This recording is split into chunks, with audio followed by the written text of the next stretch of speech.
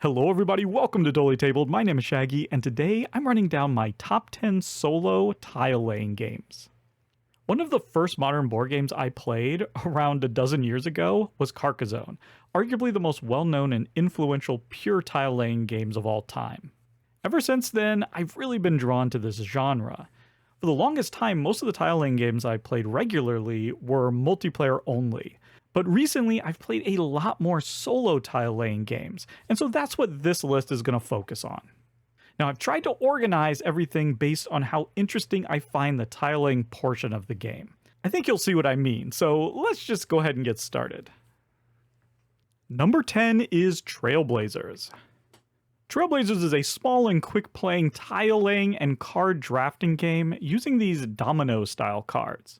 I've made a full solo playthrough of this one, so you can go check that out. But essentially the way it works is you have these 3 camp cards. You have a hiking camp, a biking camp, and a kayaking camp. And those correspond to the 3 different types of trails. Your goal is to create these loops that are as long as possible, that start and end at the corresponding camp. And on top of that, you'll have an objective that you need to complete as well. At the start of each round, you're going to deal out 8 of these trail cards. And you're going to pick 2 of them to keep and place out onto the board. You'll then discard those and get 6 new cards, picking 2 more to place out on the board. You'll discard those and then get 4 cards, again picking 2 to place out. It's an extremely simple game, but man do I find this one difficult. There's a real push your luck element as you have to decide when the loop is big enough and try to bring it back. It's a really engaging puzzle. It all really comes together. So there you go, that's number 10, Trailblazers. Number 9 is Cascadia. Cascadia is a drafting and tile laying game that celebrates the environment and wildlife of the Pacific Northwest region of the United States, which is where I live. So it has a special place in my heart. I like to describe Cascadia as a double-layered tile laying game. Each turn, you're going to draft a terrain tile and an animal token from the same column, and place those into your personal area. You're attempting to create large regions of the same terrain type, but also place animals in certain configurations to score points. Each animal type scores in a specific way, which can change from game to game depending on what card you select. So for example, you might need a pair of grizzly bears, or a connected line of Chinook salmon, or solitary red-tailed hawks. This means that every time you're laying down a tile, you have sort of a dual consideration. It really makes the decisions on how you're going to place the tiles that much more interesting. And yet it's very, very simple. In fact, this is one of the most welcoming games on this list. I highly recommend it if you're just getting into solo gaming. Cascadia is a very popular game that has won a bunch of awards, and it's easy to see why. Number 8 is Cartographers Heroes. Cartographers Heroes is a flip and write game. Instead of actually laying down physical tiles, you're instead drawing the tiles based on some random card draws. It's essentially no different than any other tile placement game. I absolutely love the theme of Cartographers. You play as a map maker charting out a fantasy land, and you actually get to physically make the map, which is just so fun. I've seen artists make some gorgeous maps, but don't worry if you're not into drawing, this game is way more than just a fun art project. At the beginning of the game, you draw 4 random scoring cards, so you have an A, B, C, and D scoring objective. During the game, you're going to score 4 times. So the first time, you'll score the A and B objectives, then you'll score the B and C, then the C and D, and then the A and D. This is also in another game called Isle of Skye, and I love it because it means you need to pivot to different objectives as the game progresses. And if you time something wrong and you don't quite get something done, you might not be able to score it at all. That creates a lot of tension and interesting decisions about what you should focus on. I might not be a fan of roll and write or flip and write games, but this is one I can definitely get behind. That's my number 8, Cartographers Heroes. Number 7 is Dorfromantik. Dorfromantik is a cozy tile laying game based on the video game of the same name. In this one, you're really focusing on creating regions of certain sizes. You're always going to have these 3 objective tiles in your map, which will have a terrain type and a number. Once the size of the region equals the number, you score that number and draw a new objective tile and number. And you just keep doing that, trying to complete as many of these objectives as possible. It works really well because once a region grows too big, you need to move on to another region in order to complete the objective. There's also very few placement rules or restrictions, which helps to make this feel like one of the coziest tile laying games on the list.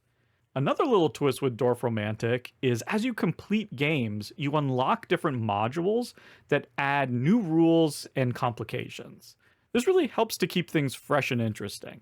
And it's always a fun time when you get to open up new boxes and see what's inside.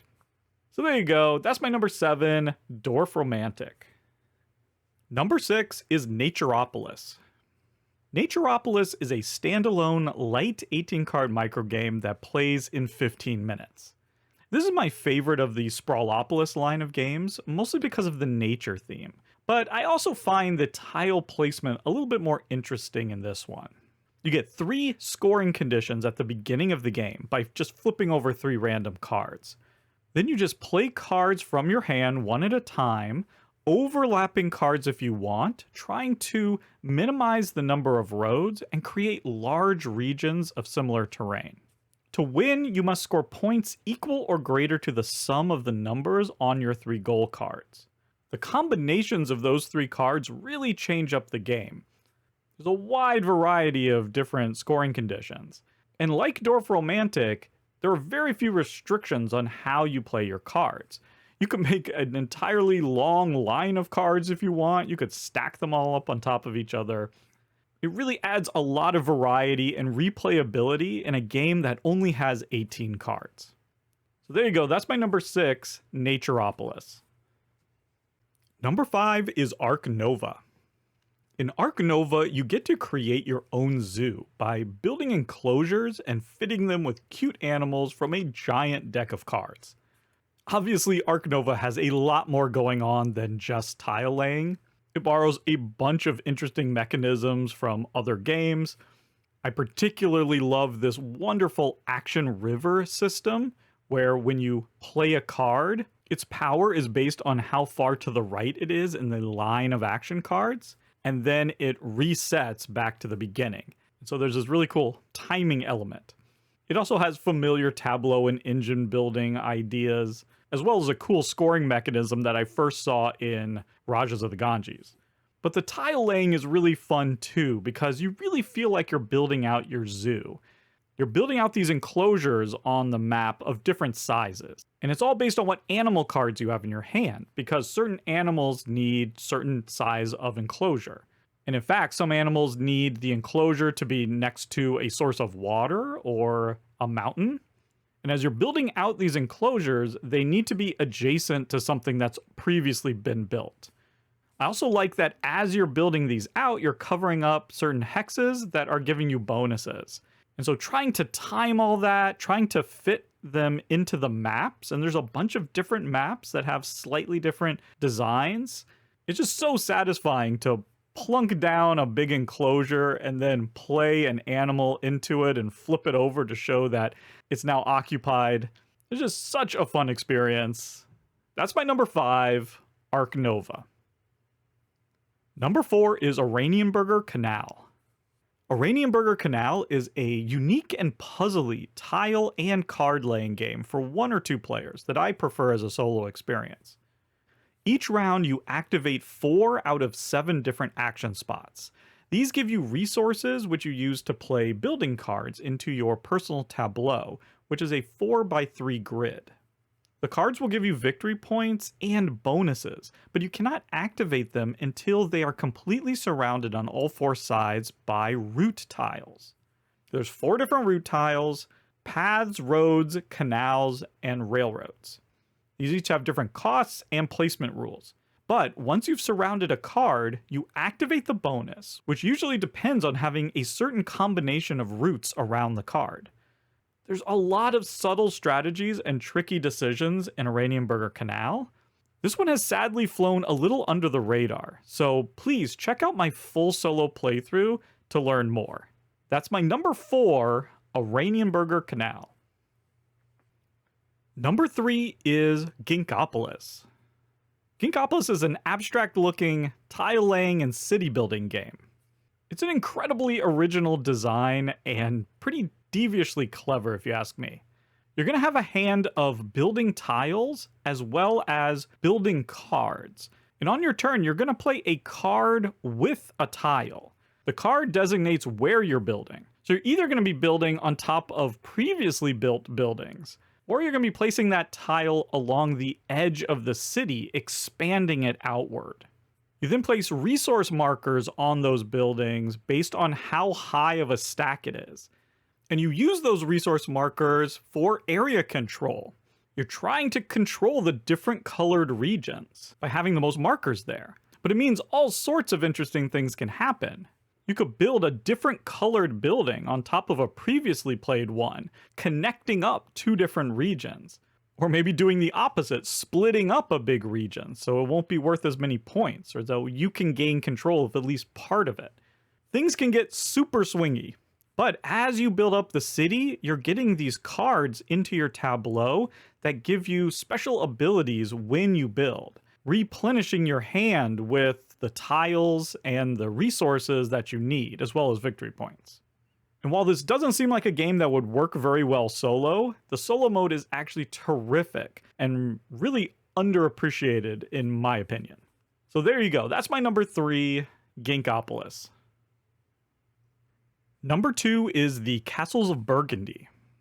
The new special edition deluxe reprint of the Castles of Burgundy came with a new solo mode, and that's what I'm talking about here.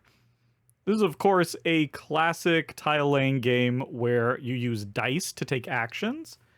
And so with those dice, you're going to be drafting tiles from these numbered depots. And you place those tiles into storage, and then you use the dice to put the tiles onto your duchy board.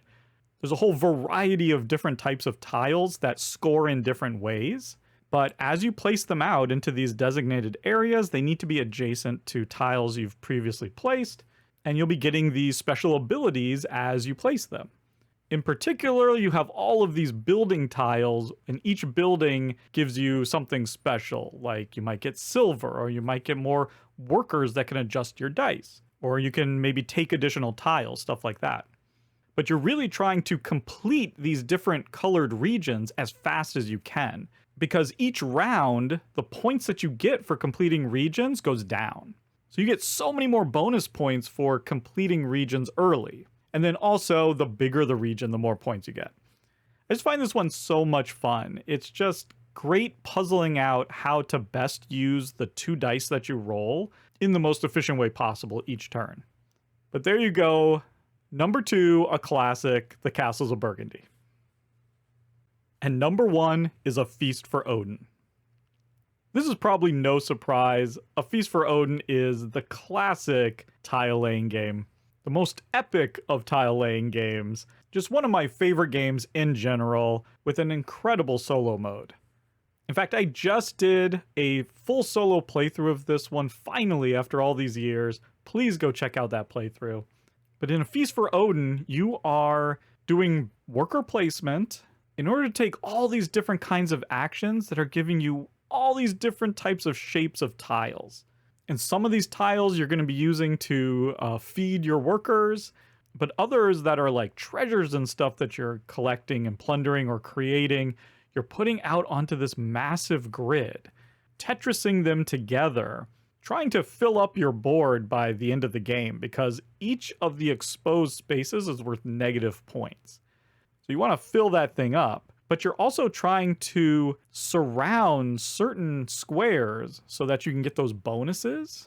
And certain colors of tiles can't go next to other colors of tiles. Like, for instance, green tiles cannot be adjacent to one another. And the great thing is you can get these really big tiles, but they all have these funky shapes. Everything about this game is just so satisfying for me and so much fun. The way you could build this big, meaty Euro game around tile laying is an absolute work of genius. So there you go, my favorite solo tile laying game of Feast for Odin. What games did I miss? Please let me know in the comments below. There's so many great tile laying games that I didn't talk about because they don't have a solo mode. So one day in the future, I'll do my top 10 tile laying games for multiplayer. But until then, thank you so much for watching, and goodbye.